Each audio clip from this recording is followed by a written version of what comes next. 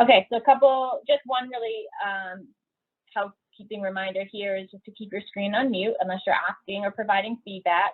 And the chat box, similar to yesterday, is available for this purpose as well. So please don't shy away from any questions or thoughts or concerns. Okay, we're going to dive into storytelling and story acting.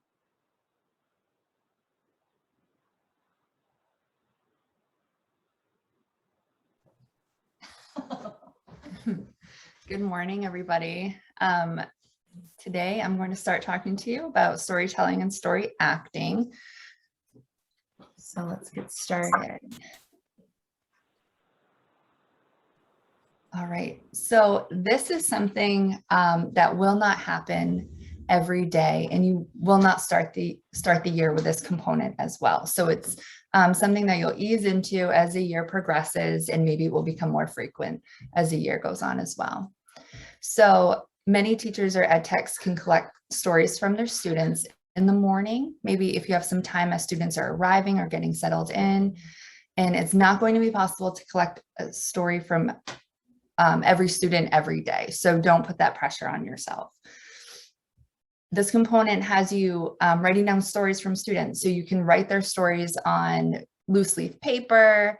And I keep like a spiral bound notebook for each of my students and add their stories in there. And then they can add illustrations in there as well.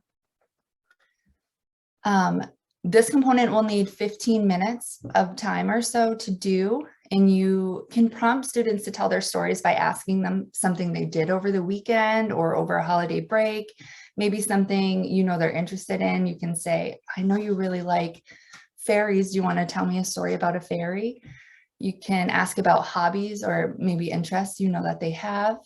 And you can always say, you can tell me about anything you want. So guiding questions to get the ball rolling, you can ask them, what happened next? What did that look like? Did you say anything? Then what did she or he do? So I talked to you yesterday about story acting for the fourth read as well. So all of our fourth reads, as I talked about yesterday, have you assigning roles to the students, and then the students act out the story. This is also a part of this component. So you can ask a child if they have your permission to share their story with the class. And then at that point, you would read the story to the class and then assign roles just as you would do with your fourth read of your core text. You can also keep track of this to see who was assigned roles to make it fair for equal opportunity for participation. So Me, I have books. Melissa has a couple books about storytelling she wants to tell you about. Yes. So do you want to stop sharing for 1 second, Nicole, and then I'll let you tell your story, I promise. Okay. Nicole has a story to share today. So I love storytelling. It's one of my favorite components. It's often, I feel like, the first one teachers will forget about when they're feeling overwhelmed. So I work really hard to incorporate it in my classroom. What I do is it's one of the jobs for my ed tech. Every year I buy her a new pretty notebook and I get her a pen so that I don't steal it. And every morning, whoever is our line leader that day, she gets their story at some point in the morning. And they learn that after breakfast, they're the line leader. They can go to Mrs. F and tell her their story. And then later in the day, we story act it during our large group time. So if you're interested in learning more about storytelling, Vivian Gussie Paley is a great author to read her books. This one is called The Girl with the Brown Crayon, and she does storytelling in her kindergarten classroom and shares stories of her own of what she learns from her children through their stories. And in this one is the story of an African-American little girl who is in a classroom of white peers, and her stories kind of help her reconcile her place as a leader amongst her peers. And this was I read this in the past year and I cried the whole time because this was a really powerful time in our life for me to read a book like this. And this one was really good. The other one I have here is The Boy Who Would Be a Helicopter. And this is a story about a little boy who has possibly undiagnosed special needs. And Vivian was having a hard time understanding him and how to help him be comfortable in their class culture until she started really listening to his stories and using his stories to find ways to connect him with his peers. And so that was a really good one as well. She has a ton of them if you're interested. And she talks about her process and how she incorporates that in her routine. So, all right, Nicole, it's all you now. Ready, girls? Okay, so to further talk about storytelling, I thought we could model how this might look in a classroom. So I'm just going to back out of here real quick. Go here. So I thought we could practice and do a little demo. So I'll be the teacher. Marcy's going to be my storyteller, my student storyteller.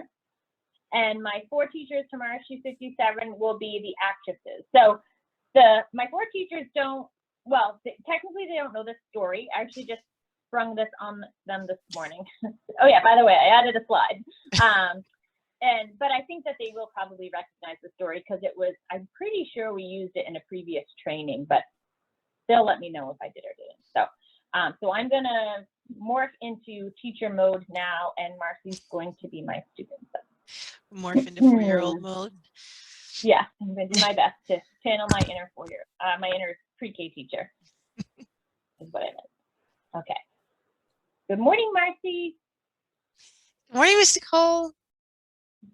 How are you doing today? It's great to see you. The sun's out. Yeah. Oh my gosh, oh my gosh, oh my gosh. You won't believe what goodness. happened on the way to school this morning. It was a crazy day. Holy cow. So Mommy and I were getting in the car and she buckled me in and she went to get in her seat and she started yelling and screeching and screaming and all crazy. It was crazy. It was just crazy. Oh my goodness. And I looked Wait, over. Marcy, this sounds like you're going to tell me a story. Could I write this down and we could use it for our storytelling today? Definitely. Okay. Yeah. Yes. Give me a minute. Let me go get my pen and my paper. You hold that thought. Okay. Okay. So it sounds like this morning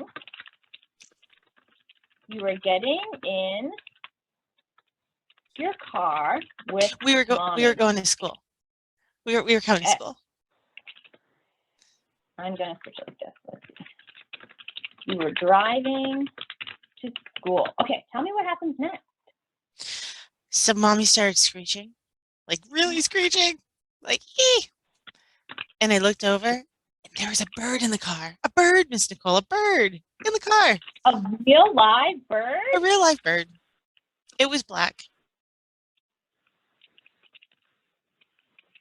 Oh my goodness, Marcy. If I was in a car and a black bird was in the car with me, I think I might screech too, just like Mommy. What happened next? Mommy got out of the car and ran into the house.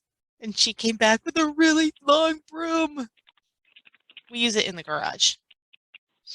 Oh, I think I know what kind of broom that is. We have one of those at our house.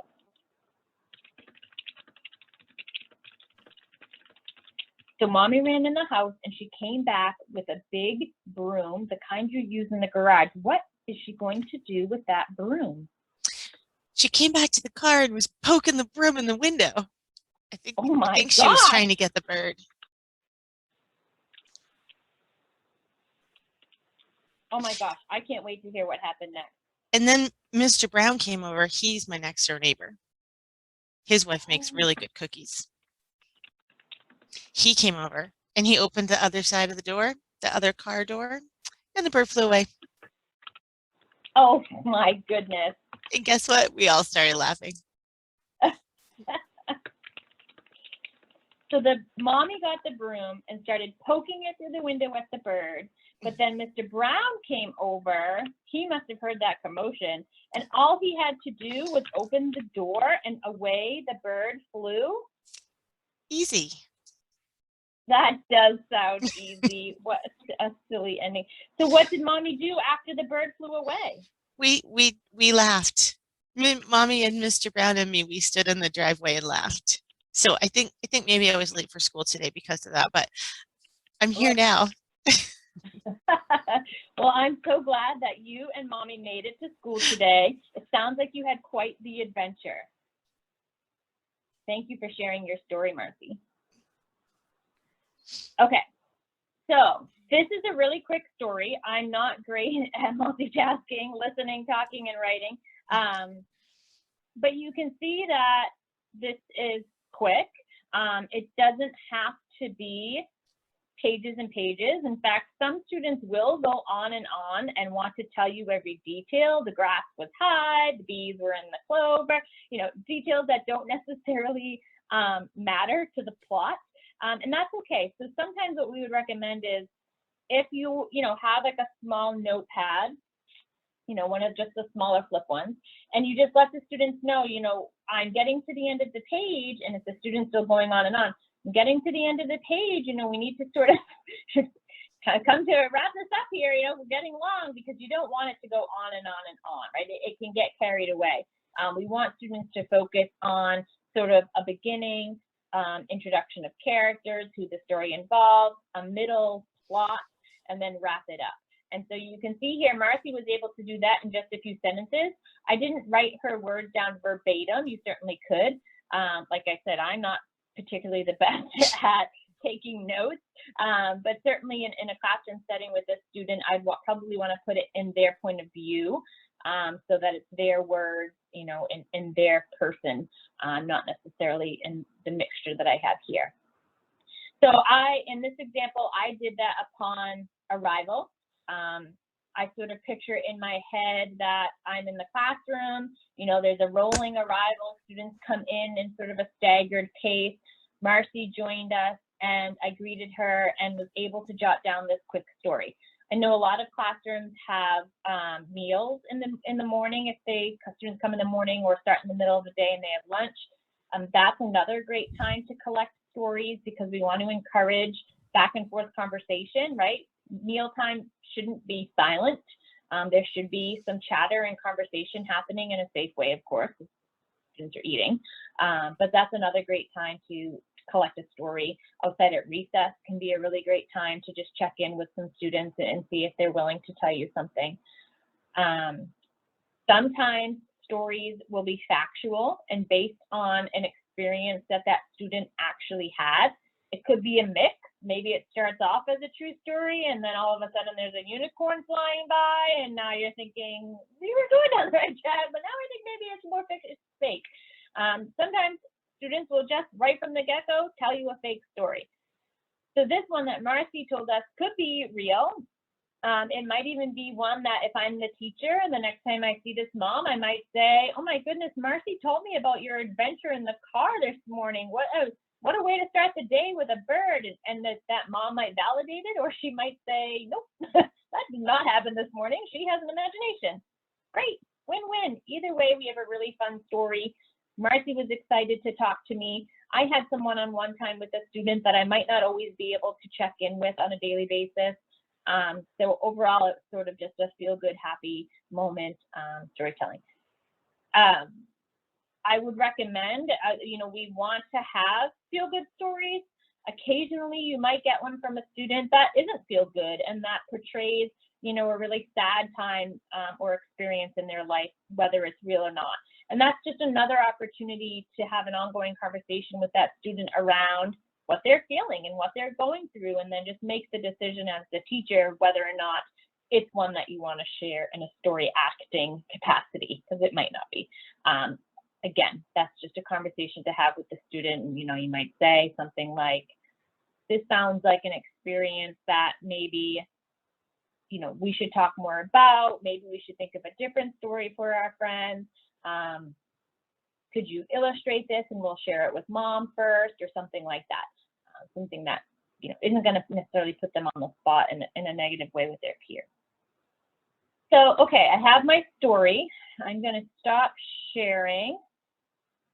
Now I'm going to hop back into teacher mode. Okay, so now it's later in the day. It might even be the next day. And I have my students gathered in a whole group manner. So boys and girls, this morning, friends were coming into school today, I had a chance to sit down and talk with Marcy, and sounds like Marcy had a really exciting adventure on her way to school. And I asked Marcy to tell me more about it, and I wrote it down into a story. And I thought this would be a really great story to act out with everybody. So, Marcy, do you mind if we take your story and act it out? Is that okay? Awesome, thank you. Okay, so for Marcy's story, I need 4 friends who are willing to act out the story. Do I have 4 friends willing to be my actors or actresses? I can't see the screen, but I'm assuming my RSU 57 teachers are raising their hands. Amy, I do. Yes, I want to do it. Thank you. Okay, thank you. All right, so the first person that I need in my story is going to be Marcy. Who wants to pretend that they are Marcy? Jessie. Thank you, Jessie. All right, Jessie will be Marcy. The next character in this story is Marcy's mom. Who wants to be Marcy's mom? Morgan. Okay, so Jessie is Marcy, and Morgan is the mom. Now, the next character in this story is not a human. The next character is an animal. It's going to be a bird. Who wants to be a bird? Sarah. Great. Thank you, Sarah. Okay, and this worked out really well. The last person in my story is Mr. Brown, who is Marcy's neighbor. Melissa, will you be Mr. Brown? I will be Mr. Brown, even though I divorced him. Let's do it.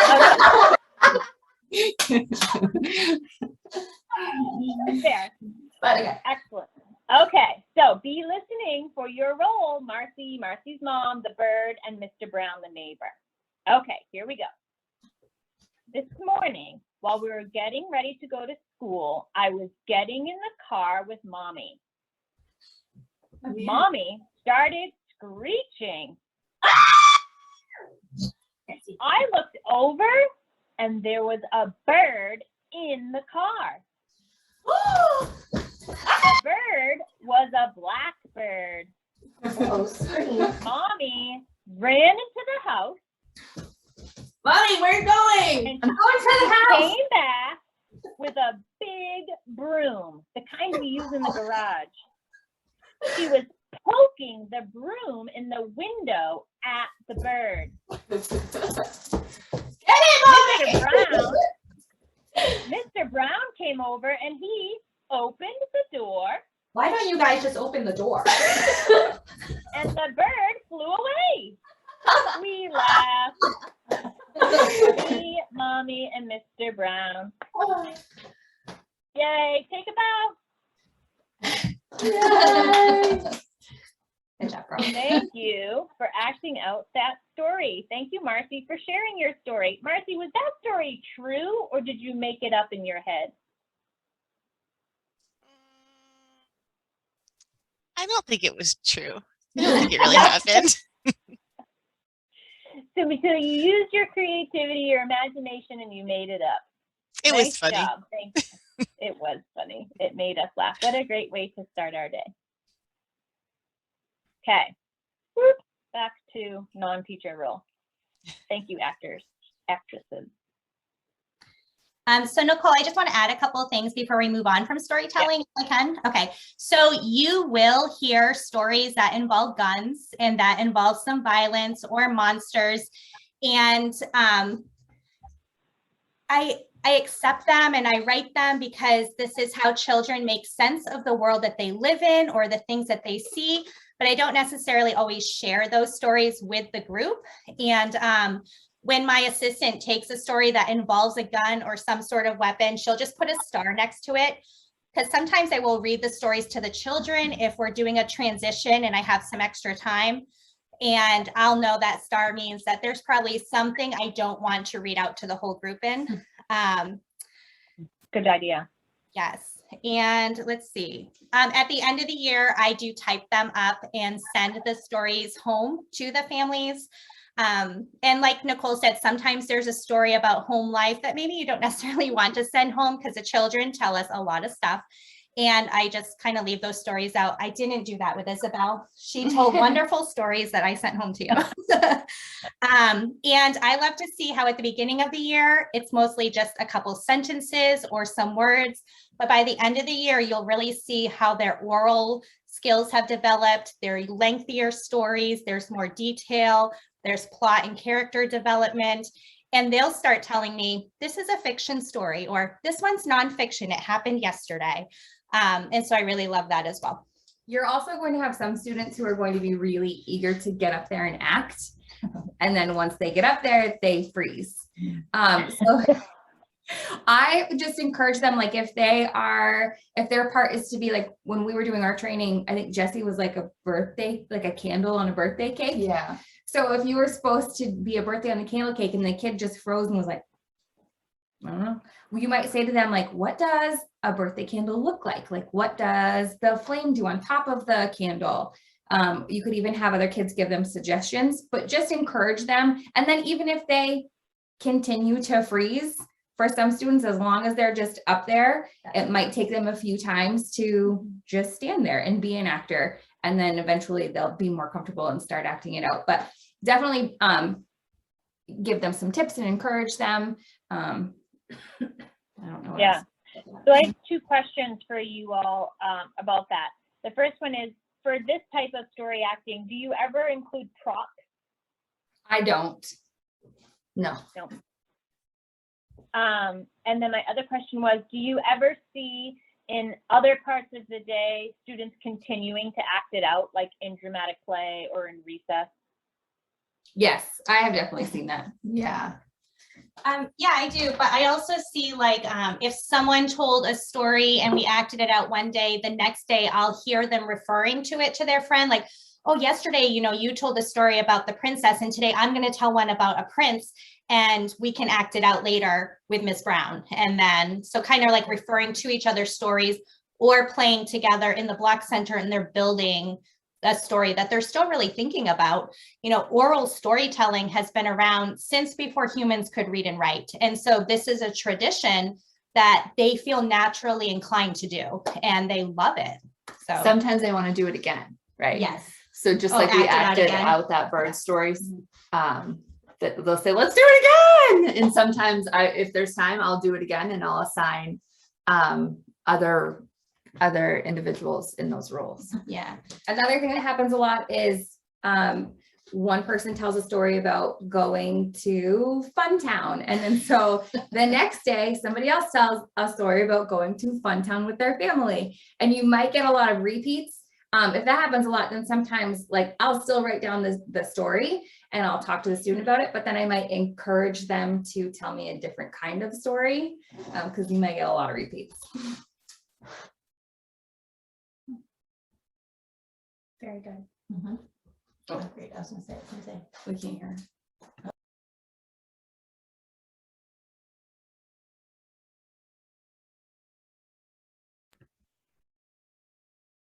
I don't think we can hear you, Nicole. Or is that Oh, you just didn't say us? anything.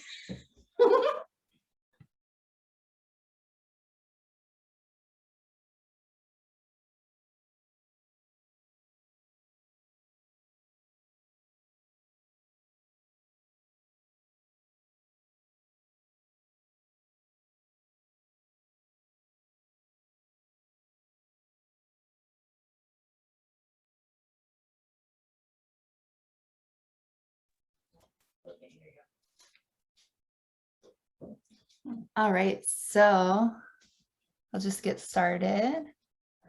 The next component we're going to talk about is small groups. So small groups is about a 15 to 20 minute block of time if you have that full day schedule available.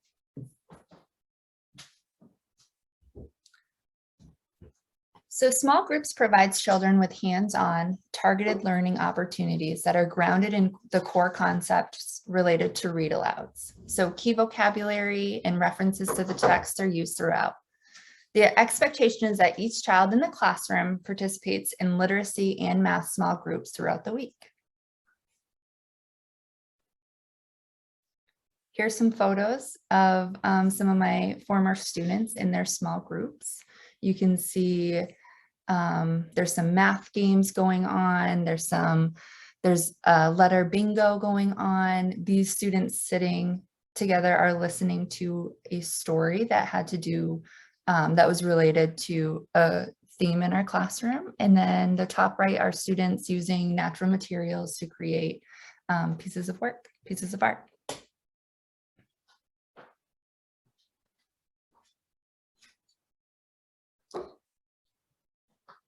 Small groups are a combination of math and literacy, as I said, and other foundational skills that are constructed of varying teacher engagement. So typically there are 3 small groups assigned, and one of them is usually a high support group. So it's mostly facilitated by an adult.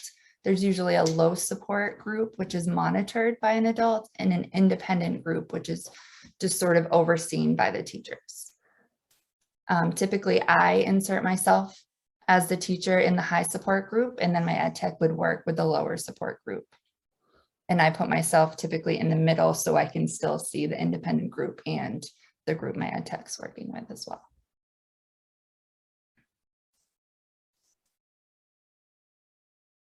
Can't hear you, Nicole.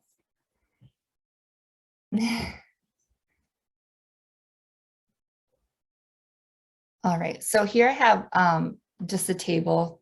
Oh, go back, that's okay. To show you the way the rotation works. So there are 3 small group activities that will be in your teaching manual, and you will assign your students into 3 groups. So I have here the red group, the blue group, and the yellow group. On day 1, the red group is doing the activity letter matching. And you'll see that on day 2, they are doing the next activity, which is book browsing. And on day 3, they're color sorting. So the way this works is that each group participates in 1 small group on a 3-day rotation. It's kind of confusing to start with. If you look at the next slide, it will make more sense. This is the way that it's set up in your teaching manual, and it will show you the 3-day rotation. So on the top, you see that the groups, the literacy group is drawing and labeling family pictures, the math group is exploring manipulatives, and the independent group is doing book browsing activities. These small groups will take place for 3 days, and then you'll see on day 4 there are new small group activities assigned. And since there's only days 4 and 5 available for that next rotation, these activities continue the following week, which is the table below, onto day 1.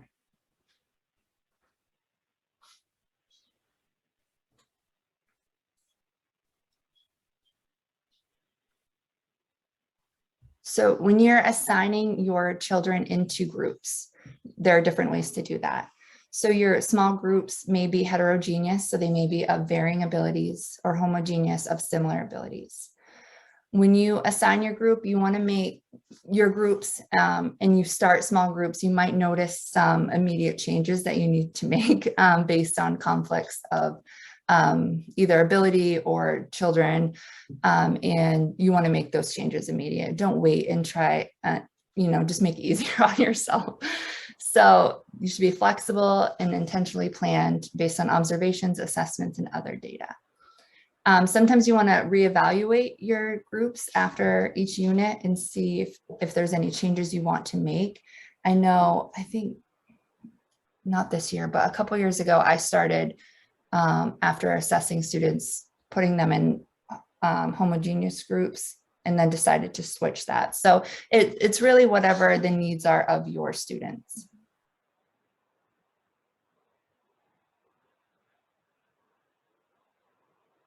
Here are some images from Unit 1, where students are working on some letter tracing in sand, using manipulatives, pen and watercolor paintings, and matching letters.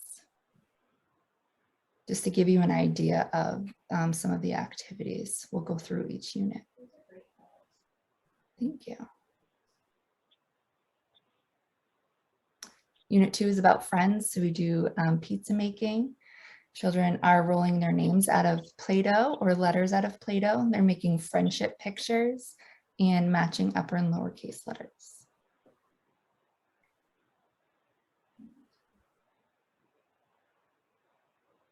Unit 3 is wind and water. So you see a windsock there.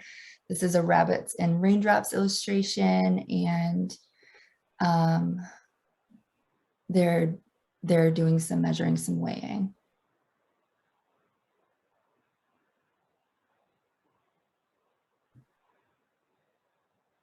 Here we have some math games.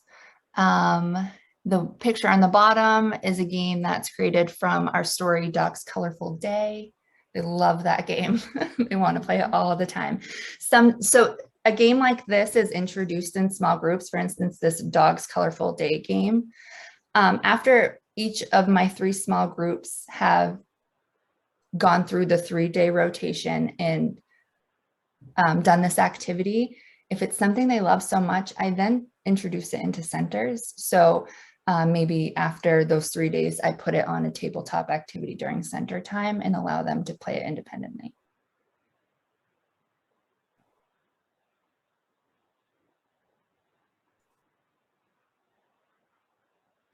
Unit 5, here you see a child that is counting a collection of 20 shapes and putting them in a pail based on our story, The Puddle Pail. And here we see, I think this is outdoor illustrations. Oh, sorry, napping house art.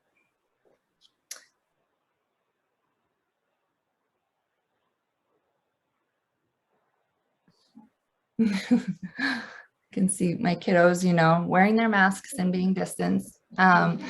This is our Things That Grow unit. So they were using a number line and playing a game where they spin the spinner and then choose vegetables to see who reaches the number line with the goal to 20. And then their flower sprouts from Zinnia's flower garden.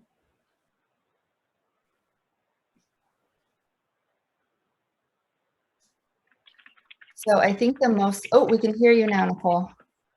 Oh. All of a sudden I could hear the keyboard and I was like, what's that? I was about to write to you. Thank you. So there is a question in the chat box that I wanted to address. It says, if you have a full day classroom, or excuse me, if you don't have a full day classroom, do you still do small groups? And if so, are they the same amount of time? So yes, and maybe. So if you're working in a half-day program, then small groups will still be part of your schedule. It just might not be necessarily your daily schedule. If it's not your daily schedule, it's going to take a lot of organization and tracking on the part of the teacher and the ed tech to sort of figure that out over time.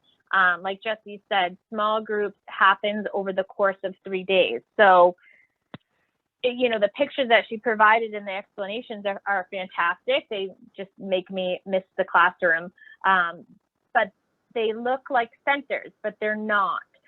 So you'll remember from yesterday, centers is student driven. So the adults organize the materials, they set up the space, they model how to use the materials appropriately, and then students choose where they want to go and spend their time and what they get engaged in. So unlike that, small groups is very much more specific, and the students that make up the 3 individual groups, the high impact, the low impact, and the independent, those are chosen by the teacher. They're not just random, you know, Marcy, where do you want to go? Which small group do you want today, right? It's not like that. It's, okay, today at the literacy table, this is what we're going to be doing, and I need Marcy, Jessie, Sarah to go there. At the book area today, I'm going to have 3 friends working by themselves, browsing books, and those friends are da, da, da, da.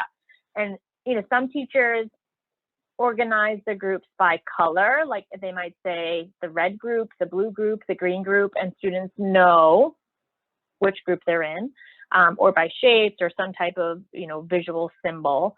And they're very specific, like Jesse was saying. So if you have a small group of students and you have, you know, one student who really excels mathematically, then you might want to have another student in that group who doesn't excel mathematically, so that they're learning alongside that peer model who seems to really grasp the concept well.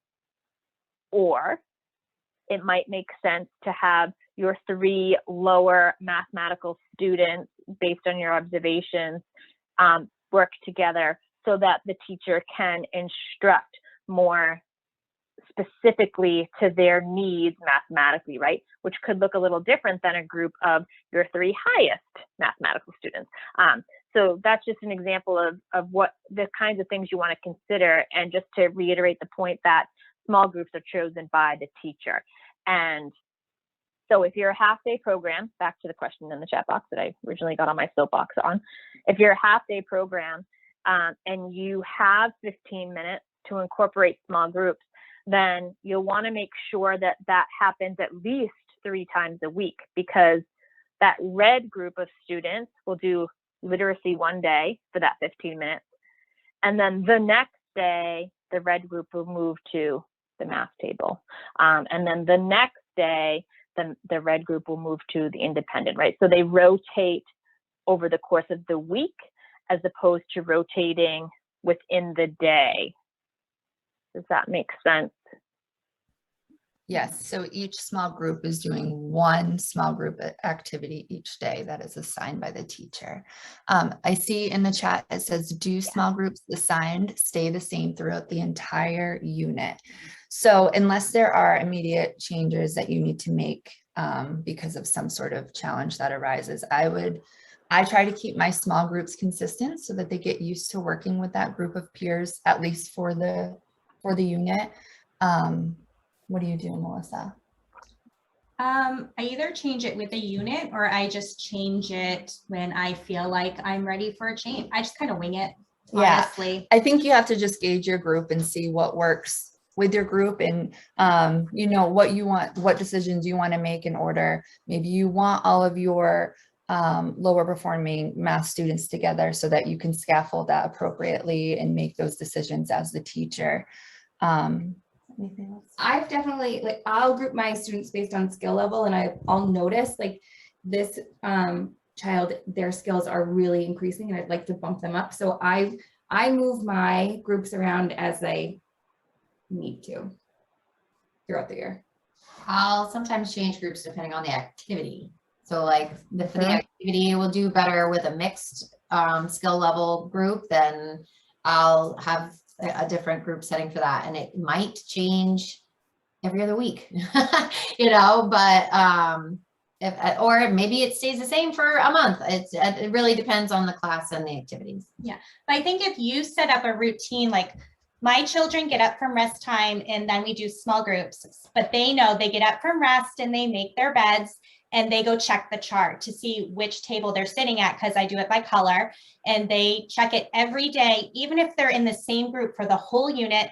Because like Sarah, if I get to day 4 and it's a different activity and I really want to mix up my groups a little, they need to go check the chart every day. And so they're just in that habit. Okay, check the chart. I'm at the red table again. And then they go to the red table and do that activity. Nicole, can you go back for a minute to the slide that shows the schedule of the activities in small groups? Because I'll talk to the half-day programs for just a moment. So if I were a half-day program and I'm committed to doing small groups, say, you know, day 1, 3, and 5, and I look at this list and there are 6 activities, I would choose the 3 I really want to do, and I would make sure I have a literacy activity, a math activity, and an independent one, or even a fine motor activity like beading that they can do independently. And then if you're looking at that and there's an activity in there you really want to incorporate, like drawing and labeling family pictures, but it's not one of the ones you chose, you could make that a center during that week and say, okay, and at the writing center where you might sit as the teacher, you're also going to draw and label family pictures. And then everyone will have the chance to still do that activity, even though we told you that there's no small groups at centers. I think it's a little different with the half-day programs because there might be an activity in that small group list you really want to do, but you just can't get it in. And so just something to keep in mind when you're planning.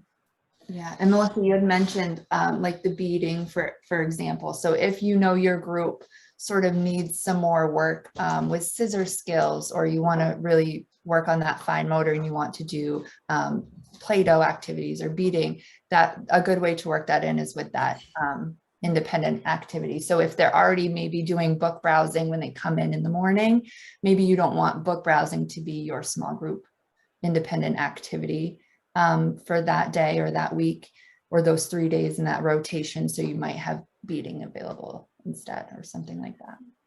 So Jesse, I think this one to me is a little confusing. So please correct me if I'm wrong, but I think, I don't know if others might be a little confused.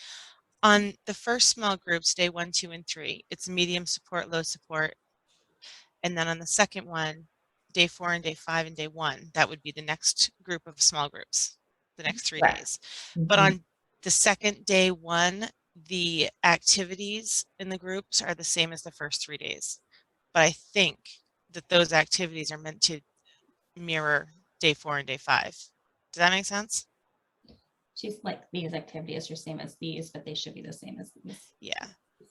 Oh. So when you look at that, it looks like you're doing on the second day 1, it looks like you're doing the first 3 days over again. Does that make sense to you? It's just, I think it's just a typo or mistype or something, but just when you're grouping them together, it's day 1, day 2, day 3, and then your second round of small groups would be day 4, day 5, and then day 1. Does that make sense? Okay. It was confusing to me at first, so I assume that others may be a little confused. So I just wanted to. Yes, it should be the same. These small groups on day 1 should be the same as the groups on the previous 4 and 5. Yep. It's a typo, looks like. Yep, I think it is. Can you talk about practicing the independent groups? Yeah, they could do that the first 2 or 3 days. No, Target. So There's also another message around that in the chat room from Lisa. So do you do small groups daily of just 3 days a week or spread it out? So she's asking if you do it Monday, Wednesday, Friday, or Monday, Thursday, so it is Monday, Tuesday, Wednesday. Yeah. Okay. Yeah, I think we just answered that. I think that's why that was a little confusing. So there are some independent small groups that Jesse talked about. So every day a group will be independent. However, your students, some of them or a lot of them, are not going to come into pre-K just knowing how to sit at a table and read a book or sit at the table and do beads or Play-Doh. So those first couple or 3 or 4, however many weeks you take in the beginning of school to get your routines down, and to get to know your classroom before you start your curriculum program, instructional program, that's a good time to actually practice the independent groups, because you will have to teach some of them how to sit down and use a book properly. And there are some visuals for that on the website, I believe. You will have to teach them how to sit down at a table and stay by themselves and use the beads. So that's a good time to really practice those so that they get the independent groups down, so they truly can be independent when you need to be working with another group. Yeah, and so the calendar, remember, we don't organize it by Monday, Tuesday, Wednesday, Thursday, Friday, at least as far as lesson planning goes on the website, it's day 1, day 2, day 3. So this visual example here is really made for a full day, full week program. So students attend all 5 days for 5 or more hours per day. And that dosage, small group, would be part of your daily schedule because there's more chance that there'll be time to accommodate it.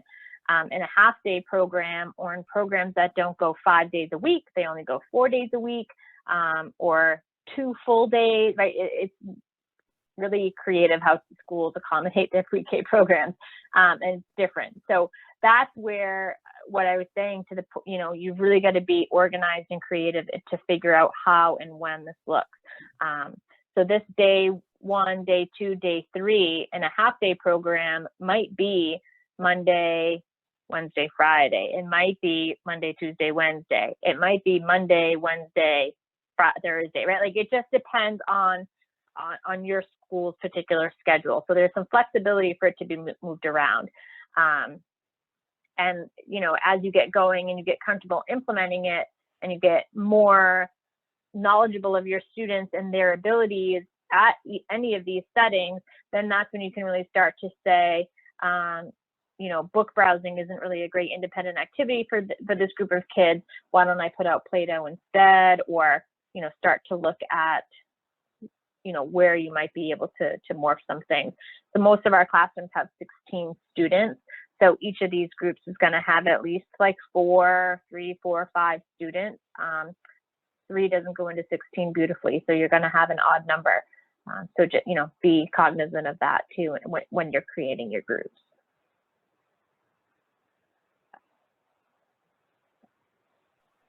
Nicole, there's a question in the chat box about why every time we say curriculum, we correct ourselves. So yes, so we've been asked at the department when we're training or discussing pre-K for me as well as K for me that we refer to it as an instructional program because it's something that we've created. It's free and available for the state, for anybody, for any state to access. And it hasn't been individually researched the way Purchase curriculum has been and the way Boston Public Schools curriculum has been.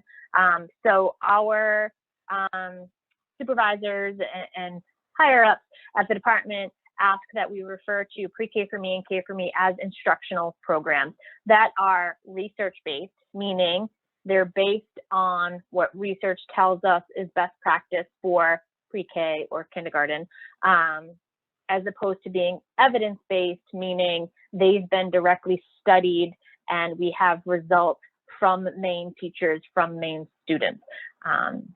So that part of it hasn't happened. So we've been asked to refer to it as an instructional program, which is a mind shift, as you can see, for many of us. Curriculum just rolls right off the tongue.